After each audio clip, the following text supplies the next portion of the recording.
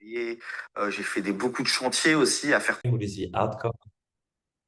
And thank you, Katie, for hitting record. Sorry, I did forget. So if you look at the outcome of a replenishment campaign, some of its potential consequences, and more importantly, and this is targeting mostly some of you for whom this might be your first replenishment or your first replenishment in a while at least.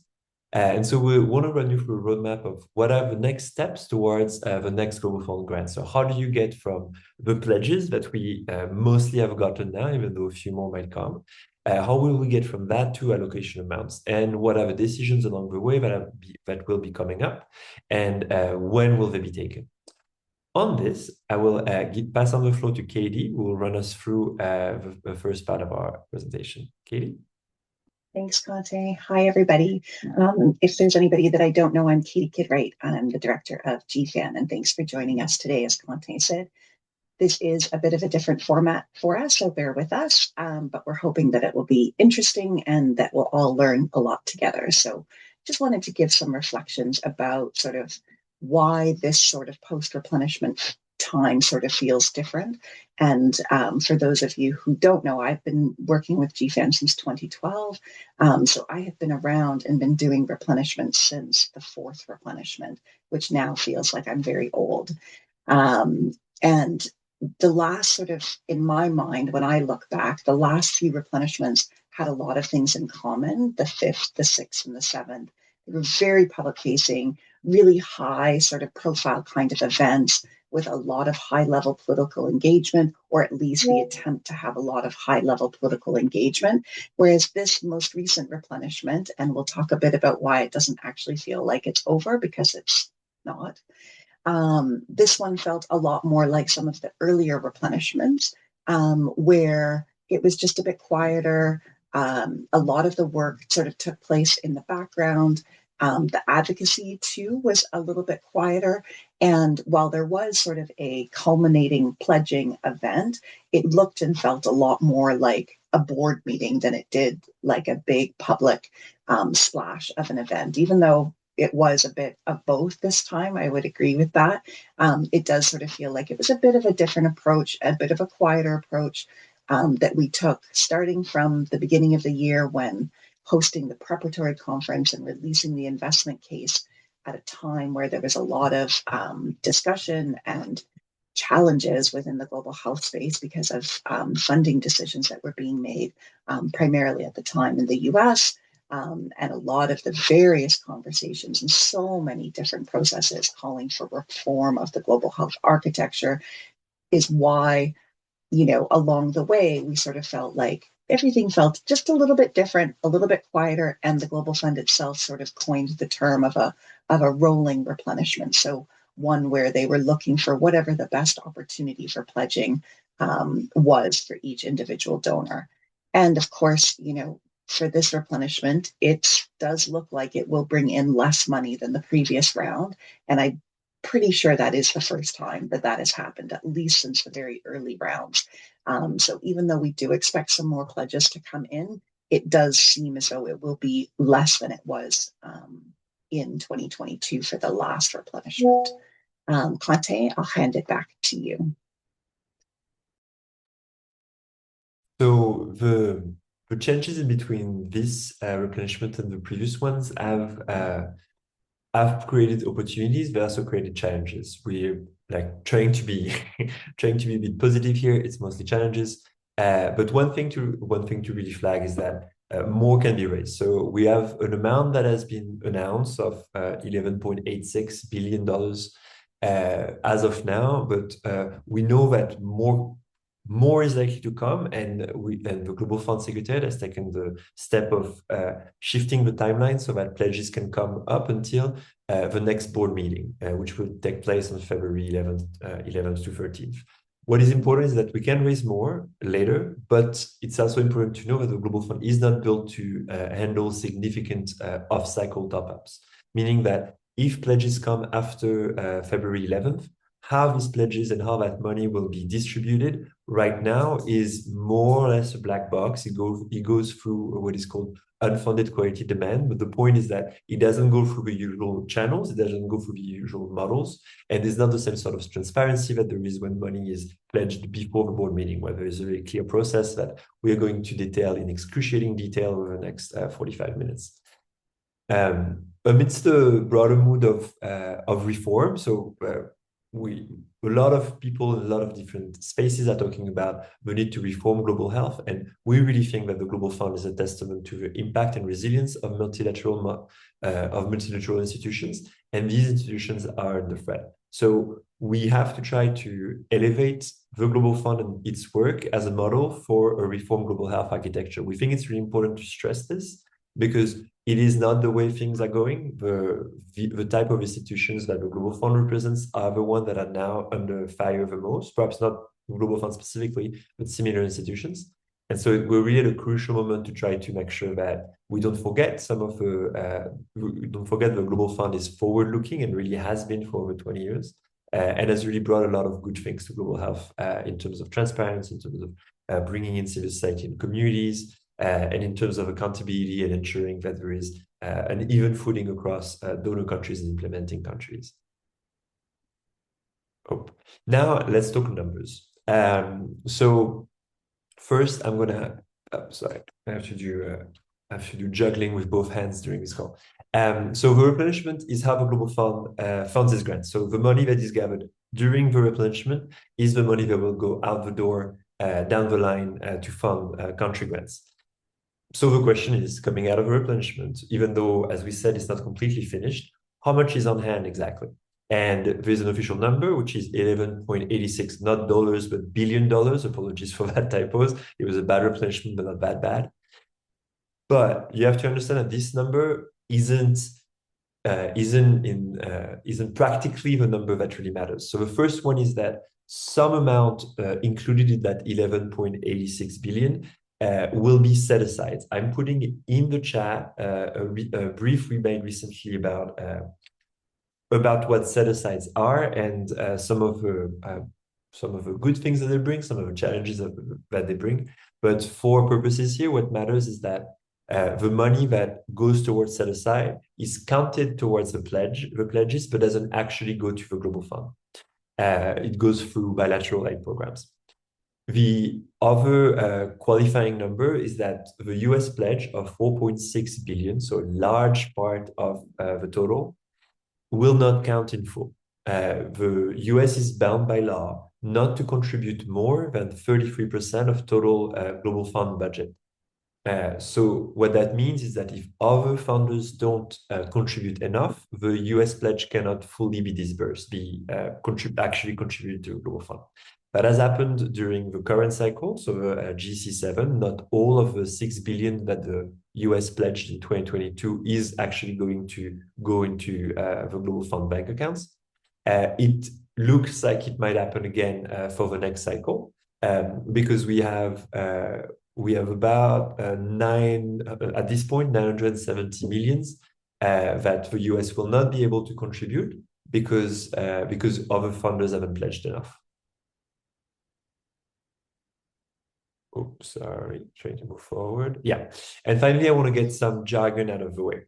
So we just went through what the US match is. It's the limit on US contribution to 33% of total funding. We also went through what set-asides are. It's money that counts towards the pledges, but doesn't go through the Global Fund channels. So there's a couple of more things that are going to come back again and again that I want to get out of the way so that you can follow. So the first one is OPEX, or operational expenses. So that's the money that is taken from the pledges to fund the operation of the Global Fund Secretariat. So they have to pay their staff, they have to pay rent, they have to cover health insurance, and everything that allows for the Global Fund Secretariat to operate goes in OPEX. Then there's catalytic investments. It's a specific funding stream that is managed directly by the Global Fund Secretariat that is therefore outside of country grants. And it includes money that goes towards market shaping, towards multi-country grants, toward CRG priorities, a lot of work towards innovation and scaling up of new tools also goes through catalytic investments. We'll talk about these a bit more in the rest of the presentations. And oh no, there's another slide of jargon. So there can be some confusion when we talk about the global fund cycles. The global fund work in 3-year cycles, but there's actually 2 parallel cycles. So the replenishment cycle, which is the year the money is pledged, and the 3 years following that. So, for example, the 6th replenishment was 2019 to 2022. The money was brought in 2019, and the cycle runs until the following replenishment, which was 3 years later in 2022. That was the 7th replenishment, and then you have an 8th replenishment that is still ongoing in 2025. Then you have the grant cycle, so that the money that is brought in during the replenishment cycle, it is spent during the grant cycles. And so for that reason, they correspond to 2 years after each of the corresponding replenishment. So we have GC6, which was from 2021 to 2023, GC7, 2024, 2026, GC8, 2027, 2029. This matters because what we're talking about today is regarding GC8, and so really will only matter starting in 2027. Like it'll have a tangible impact on country grants starting in 2027. With this, we'll go to the roller coaster that is the rest of Katie's presentation. Thank you, Conte. I think you're looking at what we call, or what is usually called, the cascade of sources and uses of funds. And this is a graph or a graphic that often gets shared around the time of the board meetings and after that, where the allocations are being discussed. And where the operating budget or OPEX is being discussed, where catalytic investments are being discussed. And we thought that, if you can bear with us, because this is meant to be a learning webinar, we thought that we would run through this cascade and explain sort of the different parts of it, hopefully not in so much detail that you get bored and leave us, but enough that that you understand sort of all of the various sort of decision points that happen towards making the pot of money that's available for catalytic investments and country allocations, and then run through the different formulas and the different processes to determine each individual country's allocation. So the next slide is to be very clear that this is the example from the 7th replenishment. These are not new numbers. These are not the numbers for this current replenishment. This is the example from the 7th replenishment. And while we expect it to look very similar to this as it is presented, to the board meeting in February, just want to make it clear that this is an example. So don't hold us to it, because we actually aren't the ones who get to create this lovely graphic for the Global Fund when the time comes. So let's just start it. We're going to go from the left-hand side of the screen across and sort of look at each of these different amounts. So this first announced pledges is the official amount, the official total that is shared by the Secretariat, used by the Secretariat in all of its sort of public-facing documents. The next column on the next slide is what is called adjustments. So this is what Conte was talking about in terms of, at the moment, based on what the public pledges are, there are adjustments for set-asides. As Conte mentioned, those end up being bilateral funds. They aren't actually money that go to the Global Fund. What at this time is the unmet US match, if anything, which at this stage, it does look like there will be an amount in there. And also, there's usually calculations around a number of different things that are also included here, which is an assessment of risk about, potential non-payment. There are sometimes conditionalities for matching funds and that kind of thing from donors. There is a way and a process that the Global Fund manages its money in the bank, shall we say, and sort of hedges against foreign exchange risks. So all of those things get kind of lumped together, or at least they have been lumped together in this adjustment sort of category. And that will indicate a figure that is then subtracted, if we go to the next slide, from that announced sort of pledge, and becomes what's known as the adjusted pledge. And I call it sort of the real outcome of the replenishment, because it is the total available new money for the next cycle. And This is why, if you look at some of the tools that we create, like our pledge tracker, which we have talked about many times and shared many times over the listserv and our social media, etc., this is why you see a different number from us than you do from the Global Fund for this replenishment and for past ones, because we do try to estimate those adjustments that we know of already, especially the unmet US match and the set asides, and come up with that sort of closer to the real amount of money. Because you can see sometimes it can be quite a different amount of money. That's almost $2 billion less the last time, right? So this time, however, for example, the US did not put a set aside on its money. So that is already one set aside that is no longer existent. So that's good news. If we go to the next category, we get to something that has been called different things over the years, but typically is called carryover. And this is an addition back into the sort of pot of money that is available. This is usually recommended by the Secretariat to the Audit and Finance Committee. There's another term for our glossary content, the AFC. And then this carryover is also decided on by the board, like it is confirmed through the decision points at the board.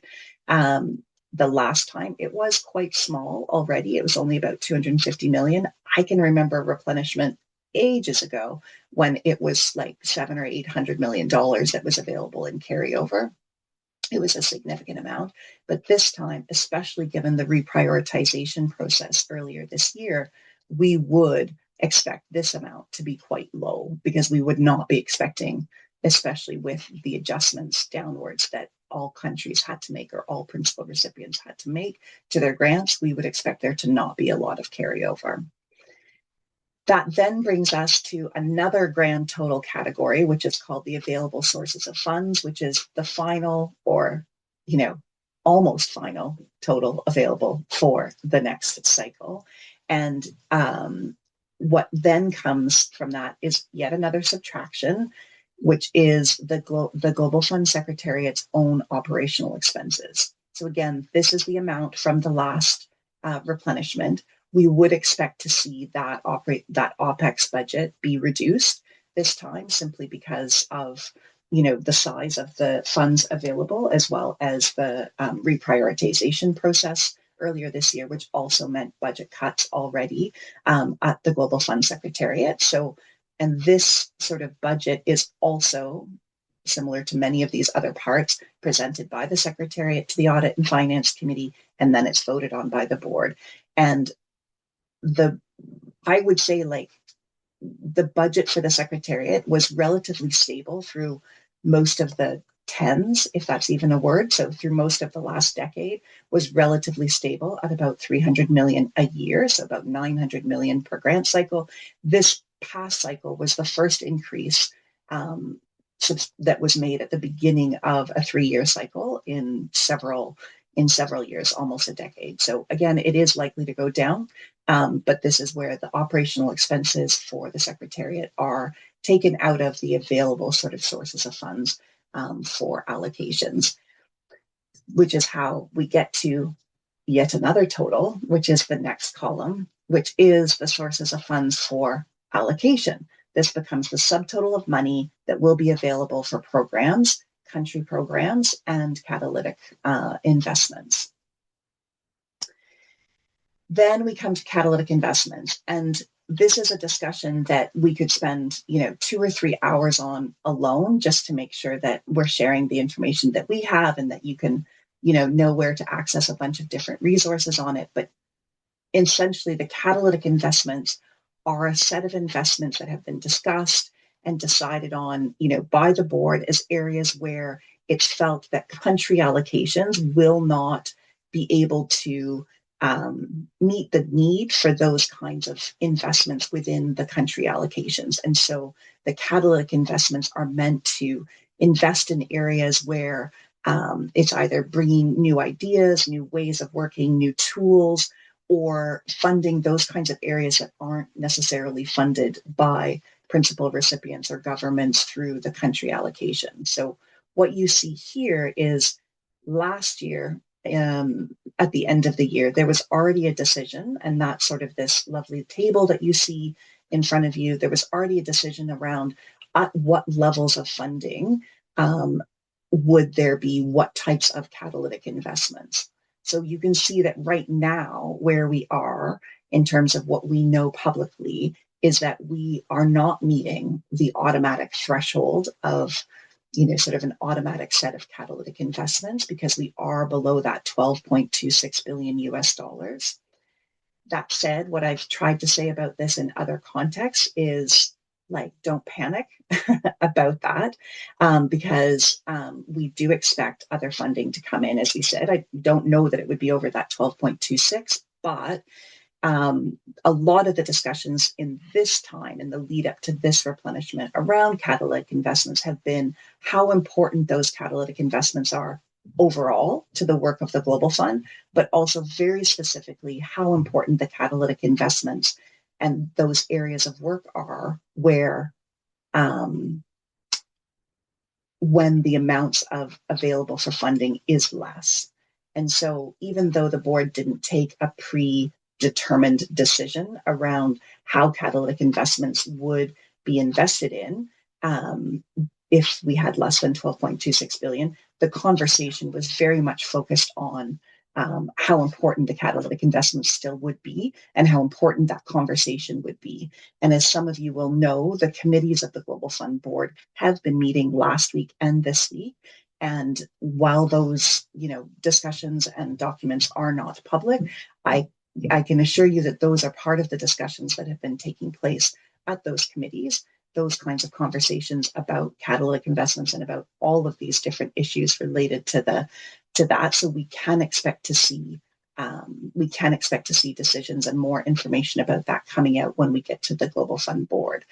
The other important thing to note about catalytic investments is this, for example, is what would be the Global Fund Secretariat contribution from the sources of funds it receives through replenishment to catalytic investments.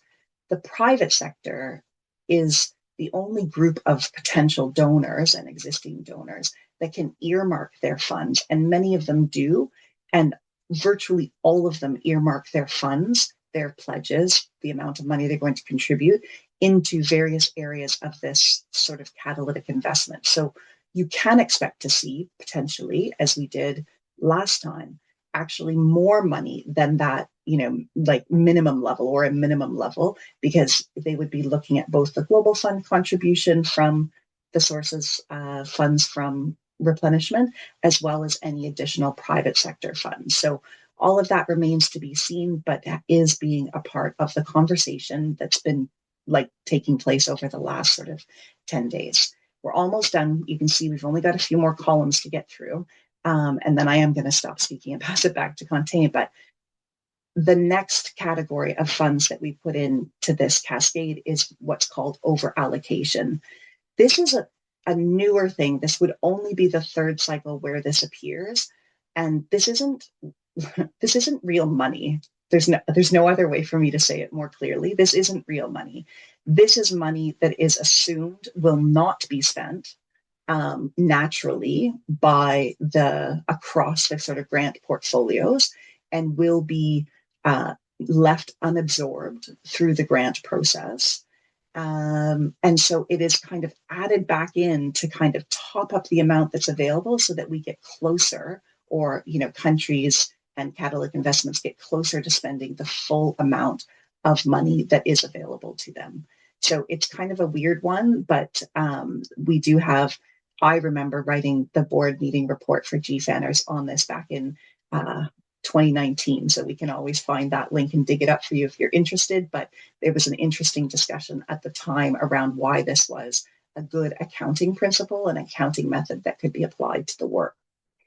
So then we get to the thing, yay, we've all made it. We get to the amount for country allocation, which is the number that then gets divvied up across countries according to the various sort of policies and formulas that exist around eligibility, allocation, sustainability and transition, as well as the global disease split. So this will be distributed, this amount, whatever gets here, will be distributed across eligible countries and sort of disease components. And typically, I don't think we sectioned it out, but typically you get a comparator there to the previous round or the previous replenishment. So congratulations, you made it. However, we're still going to be talking. And Conte, I'm going to pass it back over to you about what we can expect to see sort of at the next board meeting and after the next board meeting. Thanks. Thanks a lot, Katie. And I'll point to a question in the chat from Mark around how much do we expect specifically CRG priorities to be cut in catalytic investment? And I'll let you perhaps take that one. So to talk about the board meeting, what is coming up, what is going to happen at the board meeting, and what is going to happen after the board meeting. So you just went through the cascade, and you will have noticed that there are numbers that are still not known, such as the total amount that will be pledged, the total amount of set-asides. There are other amounts that are unsure, but for which we know how we will get from these total numbers to the final numbers. So that includes the eligibility and allocation formulas, the global disease split in particular. And then there are other numbers where there will be an upcoming decision of the board around their value. So that includes the catalytic investments, both the overall level and how they will be split across priorities, and OPEX, operational expenses. And just to give you a sense of like where the uncertainty comes from, the total amount pledged and the amount of set-asides obviously are decided by donors. So the Global Fund does not have control over these numbers. The allocation formula, the global disease split, etc., for GC8 was decided by the board from proposals from the various committees in November 2024. So these are relatively set in stones. It's not like unthinkable that some of them will be brought back, but looking at the amount that is being that the replenishment will be bringing in, it's unlikely that they will get revised. And so the two key decisions that are coming up at the board will be the catalytic investment levels and priorities, and the level of OPEX. So after the board, there'll be a period of implementation of a number of decisions, and the implementation comes in two flavors. One is formula-derived amounts. So it's just a matter of running some math. As we said, the board has taken a number of decisions in the past, starting in November 2024, on the allocation formula, the global disease split, etc. So once the numbers are finalized, there is a transparent methodology to apply these board decisions to those numbers. So there'll be some amount of computation, and numbers will be coming out of that. This is very clear, mostly publicly available, and fairly transparent. After that, after all of that amount of math that is fairly complicated, but also again, it's not black magic. We know what happens. There's a little bit of art that comes in, and that's the qualitative adjustments. So the qualitative adjustments, or QAs, there are a set of guidance and policies that have been approved by the board over the life of a global fund, and that are applied on top of a formula-derived amount. They are done by the Secretariat with oversight from the Strategy Committee. And they take into account a wide number of factors: coverage gaps, costs of essential programming, performance of previous grants at the country level, absorption of previous grants at the country level, the existence of a challenging operating environment, which includes countries that are facing widespread violence, or in which it's particularly hard to work. Also, considerations around sustainability and transition. The idea is that the math cannot account for everything, and the qualitative adjustments are there so that expertise informed from experience in the specific settings is reflected in the final outcome. And it's to avoid absurd outcomes based solely on math, essentially. But the outcome is fairly hard to predict, because that will depend, these decisions are taken at the Secretariat level, and because it's, as the name implies, it's qualitative. So there's an amount of subjectivity that will come into play. But typically, the amounts that are moving are not huge amounts. So we're not talking about billions, we're talking about millions here and there from one country to the next.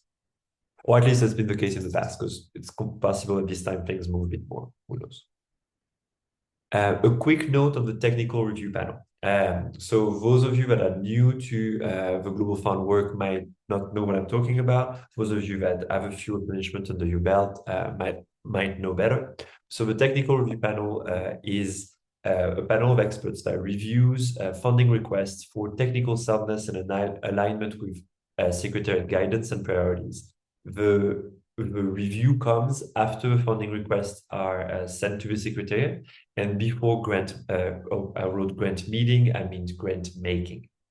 And the TIP reports are like, I've always been fairly long and technical. They've tended to grow longer and more technical, and it takes now, I think, US taking during GC7 a lot of effort to make these reports, and also a lot of effort to implement them.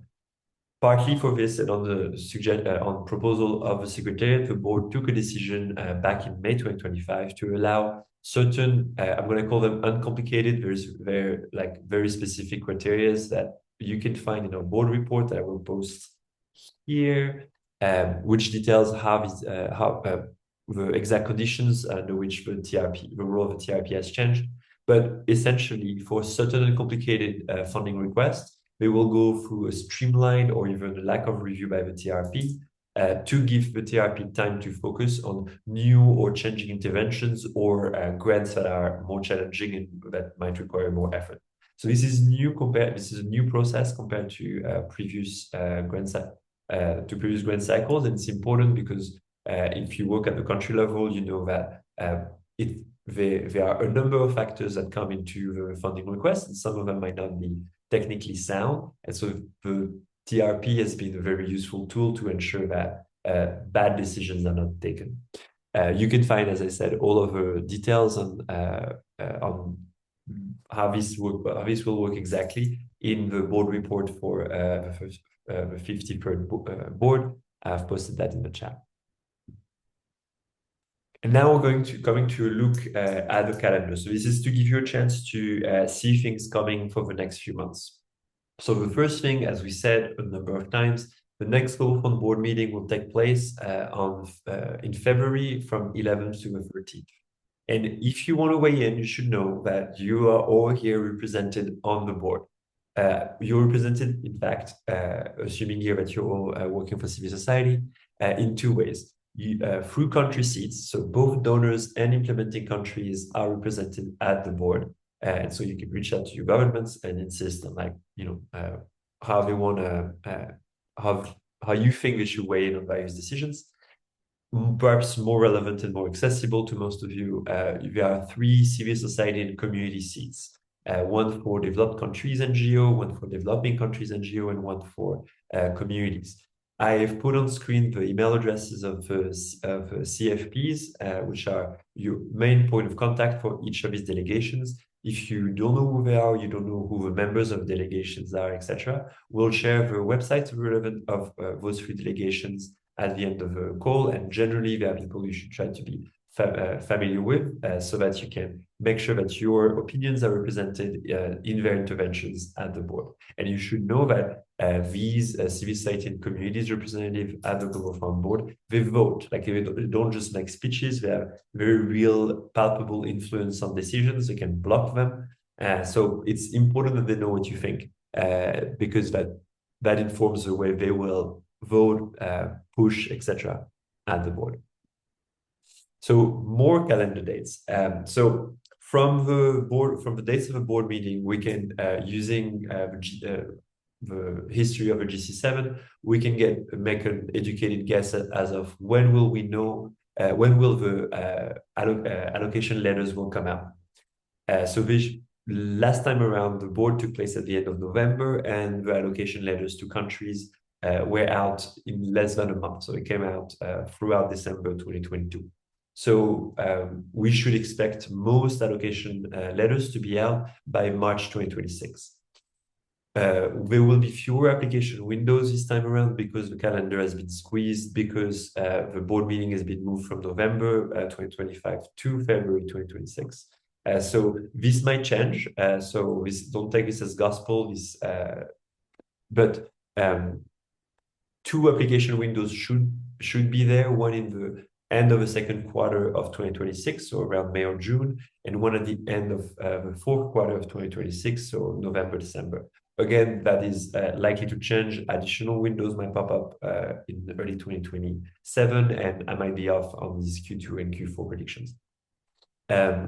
What that means in terms of advocacy work at the country level is that you should expect CCM meetings to validate funding requests to take place for countries that choose to apply during the first window between March and June 2026, and for the second window at some point after June, between June and November 2026. And so you should try to get in touch with your CCM representatives. We have colleagues that are in better place than we are to talk about CCM work, and CCMs are extremely diverse in how representative and inclusive they are. So we're just giving you a couple of links to places where you can find probably not up-to-date contact lists for CCMs. They're not up-to-date, not because of the people that are providing those lists, in this case, the Global Fund Secretariat and data, etc., which is a much appreciated partner of GFAN, but just because it's hard to get that information, and it's often not updated by the CCM members themselves. On which we are getting to the end of our presentation, more of a chance for all of you to ask questions. So I'm going to share in the chat the number of resources. Oh, I've of course shared the wrong list of resources, and I apologize. There you go. So that includes the websites of the delegations to the board representing civil society and communities. We have two separate tracking tools, one straight up tracker of pledges, and one projection tool that lets you put in the numbers that I expect, put in numbers that you expect from donors, and get that cascade that we showed you up to date as of like public information. So likely to change, but useful as a point of reference. We also put them a list of our recent board meeting reports. A lot of decisions that are coming up are informed by decisions that were taken in previous board meeting.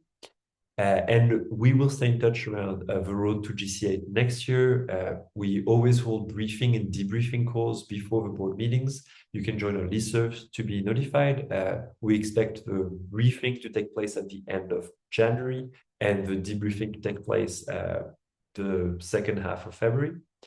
We generally have a lot of resources on our website to help you get the context you need to understand the work of a global fund and this particular turning point in the global fund history. It's all on our website. You can also reach out to me, put my email address on the slide, or any of my colleagues, but I didn't get a chance to consult them before making the slide, so I didn't want to put their email addresses out there. And before I pass on to the last slide, I want to ask Katie if you had anything to add before I move on to evaluation and Q&A. Well, I will add that, I did say early on somewhere that this is not our usual format of doing webinars. And I've just been pointed out by a member of my team that I've been happily answering all kinds of questions and answers, but only to the hosts and panelists.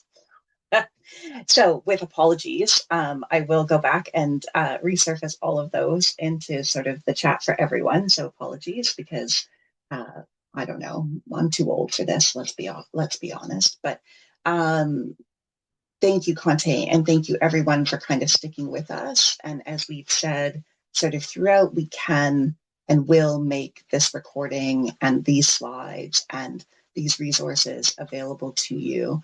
I will eventually learn how to put things into the correct chat function in webinars, etc. But we would just like to open it up for Q&A and see how everybody is doing. And again, with sort of the broader disclaimer that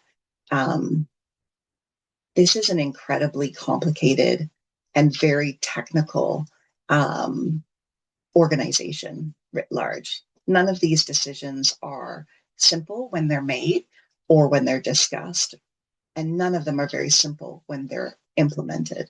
And so we don't always have all of the answers either, just to be clear. At least I don't. Conte may have more of them. But we're hoping to do more of this kind of style of conversation and webinar call with our members and colleagues and allies, because we do feel like it's important to have a sense of, bringing some learning into the space as well as GFAN as we go into the new year, because we get to these board meeting debriefs and briefings sometimes, and there's a lot of acronyms that get thrown around and a lot of assumptions about the level of understanding that exists out there amongst our members who are active and interested, but sometimes we need to take a little step back. So we do have a quick sort of feedback form for you just to get an assessment from you, like an honest one for today, other than my inability to use the chat function properly, about this call, and also other areas where you might feel that this could be useful, or other comments that you have for us in terms of this type of call or this type of approach from us, so that we can learn from that. So I will pause it there, and I will see. And I will just see if there are colleagues who have questions that we haven't answered or that haven't been shared in the chat because I did it wrong. And I believe also you can raise your hand and then we can allow you to speak so that we can hear your question. So please, we'll open it up for discussion and Q&A. And you will have to raise your hand for us to be able to know that you want to speak. So I'll pause there for a second.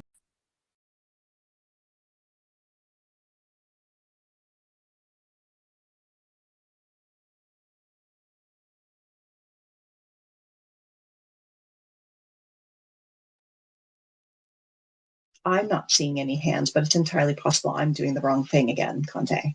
No, I'm not seeing any hands either, which I think the reason is the quality of your answers to hosted panelists, I think has answered any possible question from the audience. Okay, we're going to give everyone another couple of minutes, a minute to be very specific, during which I will try to just make up for the silence. And otherwise, we will be giving back everyone 15 whole minutes of their time and wishing everyone a very happy holiday season. And for those of you who are taking a break or celebrating with friends and family, wishing you a good time over the next couple of weeks. I still don't see any hands. I think this is our cue that everyone is very keen on going on holiday. Subra, you're ruining the start of my holiday, but I shall allow you to talk. Please go ahead.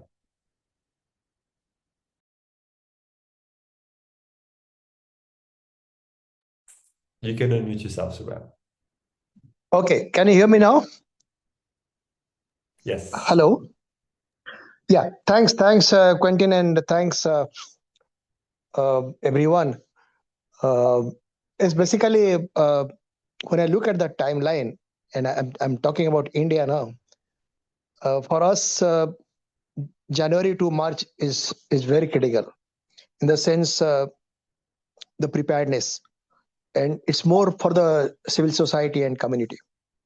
So my question to Katie and Quentin is that if we organize some of the consultations with the civil society and communities at the country level. I know the resources are limited, but will there be some kind of support from the GFAN? I'm not saying that some physical meetings like that, but if we conduct webinar kind of things or some virtual meetings, I hope someone from the GFAN can join and also clarify or give some guidance to the delegation, to the participants in those meetings. So, I mean, Subra, what I would say is probably January to March is a really critical time for communities and civil societies in the global fund space across everywhere, not just in India. And I think we're always happy to try to get onto, calls and present, similar information like what we've shared here today. What I want to be very clear about is that GFAN's not like a technical assistance kind of partner. That's not sort of the level that we would come into a conversation, around, different, priorities. But in terms of helping to understand the processes, in terms of trying to help and make connections to some other colleagues or other groups that may have resources, to contribute on technical assistance, which there will be less of this time because the overall pot is smaller, but and make those connections with the learning hubs, because in addition to sort of us as GFAN and our regional partners in GFAN Africa and GFAN Asia Pacific, who themselves are likely convening a number of different conversations as well around, around these sort of subjects. The learning hubs are supported by the Global Fund Secretariat. There's one in every sort of Global Fund region, including in Asia Pacific, to help support that learning and how to find information about, your country coordinating mechanisms, about these different processes like the technical review panel process, what the, where the different opportunities are for communities and civil society to engage. And while the learning hubs themselves don't typically do advocacy, they are there to kind of support and kind of be a resource around different levels of information that should be able to be available to everyone who's interested in participating in sort of the Global Fund processes. But if you have something specific in mind, Subrat, in terms of a type of conversation where we could be a support to you in India, send us an email. We're happy to try and make that happen. I don't like to do calls at 2:00 in the morning, but for you, I would probably do it, Subrat. So, but keep that in mind when thanks, Katie. No, that's very useful. Thank you. Thanks, Subrat. Thanks. Do we have any other questions? Okay. Yeah. The information sessions that Anthony has put a link to in the chat is really helpful, because they did kick off sort of their own series of informational conversations, and there is so much information. There are so many reports, there are so many guidance documents, there are so many different things on the Global Fund website. And I think something that we reflected on as a team, but we were not able to pull it together at this sort of end of year kind of thing, is that it may be useful for us to pull together a little bit of like a cheat sheet kind of frequently asked questions, so that we can point colleagues to some of the spaces and places where they might be able to get further information, which includes, how to find out when and where those information sessions are happening. Because, correct me if I'm wrong, Anthony, but my guess is that they've kicked off, but they will have several others, and there'll be a whole series of sort of information conversations. I haven't looked at it myself, but that's my guess. So we do want to pull some of that information for everybody together, so that there's sort of more ongoing resources. Conte, you're nodding along, so maybe there's something I missed or something else that you wanted to say to add to that. No, I was just also sharing in the chat what they call the strategic shifts and adaptation adaptation for Grand Cycle A, which is an interesting document in terms of the general approach that the Global Fund will take with regard to the next Grand Cycle, considering that less money has been brought in. I haven't actually had the chance to read the document in great depth, but I think it's a useful resource before getting into these information sessions, so that you sort of already have a background and know what questions to ask. And we have a second person who was getting in the way of my holiday, Dose. Like, you can unmute yourself. Please go ahead.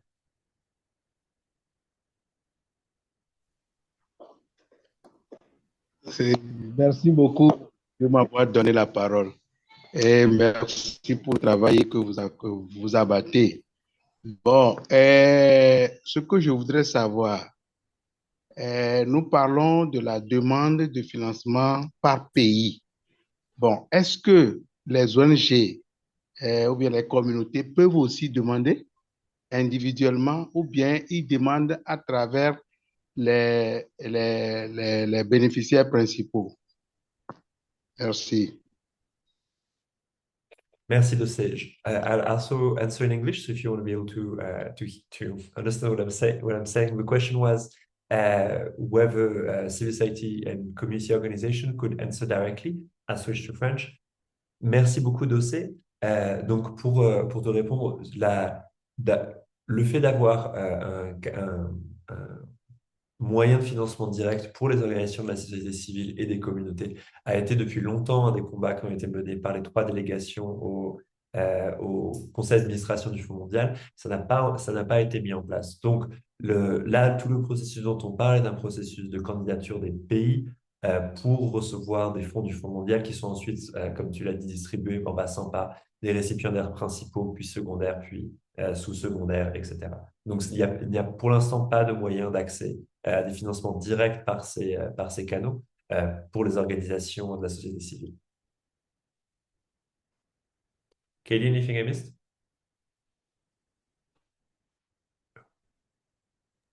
And I would just add, I was just listening to the translation to make sure that I understood the question and the answer that you gave, Conte. And just to be very specific, there is no dedicated funding stream for civil society to apply through from the global fund level. And that is what the delegations have been advocating for a number of years. That said, global NGOs, broadly speaking, and community organizations are eligible to be principal recipients and subrecipients to the Global Fund. And so those conversations at the country coordinating mechanism, or the CCM level, around how they build out the grant and who will act as principal recipients and subrecipients, et cetera, that is currently where NGOs are and have the opportunity to try and advocate, I guess, to be the ones who administer Global Fund grants in various areas. And there are some places where those CCM processes to allow for that kind of fulsome discussion. There are some places where that happens more openly, and there are some places where it doesn't happen as openly. And in addition to some of the other things we've talked about today, that around country coordinating mechanisms and how they operate and how they are different in different country contexts and how they do their work could be an entire series of calls as well. So the simple answer is yes, that's always possible. The practical answer is it does have to go through the CCM processes currently because there are no direct sort of application sort of windows or application spaces for civil society and community-based organizations to apply for funding, except through the CCM kind of processes. There are, around catalytic investments, a few other sort of different programs, and sometimes that's a space that can be more directly applied for, but there isn't sort of a general, are you working in AIDS, TB, and malaria, or universal healthcare and want to apply for a Global Fund grant? There isn't sort of a general sort of application window like that for civil society and community-based organizations. So I don't know if that just completely repeated what you said, Conte, but I just wanted to try and add a little bit of that nuance because I think sometimes that's what gets lost in our conversations around funding for civil society through the Global Fund. Over. And on this, I see a last question from Party back to Global Fund Replenishment. What are prospects for job security of existing program staff in the upcoming 2026 funding cycle? Party, can you tell us whether you mean program staff as in within the Global Fund Secretariat? If that's the sense, if that's the question you ask, I don't know. It will depend on feel free to jump in, Katie, but it will depend on the amount that is agreed for OPEX, so operational expenses, because a lot of that goes to staffing. And so if there's a larger reduction in operational expenses, it is possible that it will have a number of staffing implications at the Global Fund level, at the Global Fund Secretariat level. As a point of reference, other organizations that have been facing funding crunch have significantly lowered their staff count. I'm thinking of Gavi, where the staff count has gone down somewhere between 15 and 30% over the past year. So there is possibility that it will impact staffing at the Global Fund pretty drastically. But yeah, Katie, something else to add? No, I mean, I think that's such a complicated question and really depends both, whether you mean the Secretariat, Pradeep, or whether you mean sort of at a country level based on, principal recipients, subrecipients to the Global Fund, those who are actually implementing on the ground. All of that depends on the amount of money that comes through the allocations and whether or not, those making the decisions within the CCMs feel like a continuation of the way that work has been happening in GC7 and even, previously is the way that they will continue to use Global Fund funding, or if in light of, other funding changes in the landscape of funding for global health, CCMs may be deciding to go in completely different directions. So I do think that that's a complicated sort of question, and I don't think it's one that we could fulsome, give you an answer that's actually indicative. And just drawing, I know we're coming down to an end, and we are going to let Conte actually go on holidays because he has worked very hard this year. That David Bryden has popped in a link that immediately following this, there is a call around that U.S. Health MOU process, which we talked about on our recent GFAN call. But also, if you're interested in learning more and listening into that session, you can email David. His email is currently in the chat for everyone, so that you can get linked up to those calls. So I think we'll take the opportunity just to, in case you're looking on your phone or you haven't been looking at the screen in a while, there is a QR code there for a little bit of feedback from our conversation today. We will share our slides. We will share all the thousands of links that were shared here. We will add some of the information that other colleagues have added in here to sort of a frequently asked questions kind of cheat sheet around this. And, we are all, as the GFAN team here, taking a bit of a break over the year end and holiday period. And for those celebrating Hanukkah, wishing you the best, Merry Christmas, Happy Kwanzaa, Happy New Year. And we'll look forward to catching up with all of you again in the new year. As we all come back to this very important, sort of work that we do together, and hope that we can find ways as GFAN to support you in the best way that we can. So thank you for joining us today. We look forward to your feedback and to seeing you again in the new year on our regular calls or more of these kinds of calls. So thank you everyone for joining. All the very best. Thank you, everyone. Bye-bye.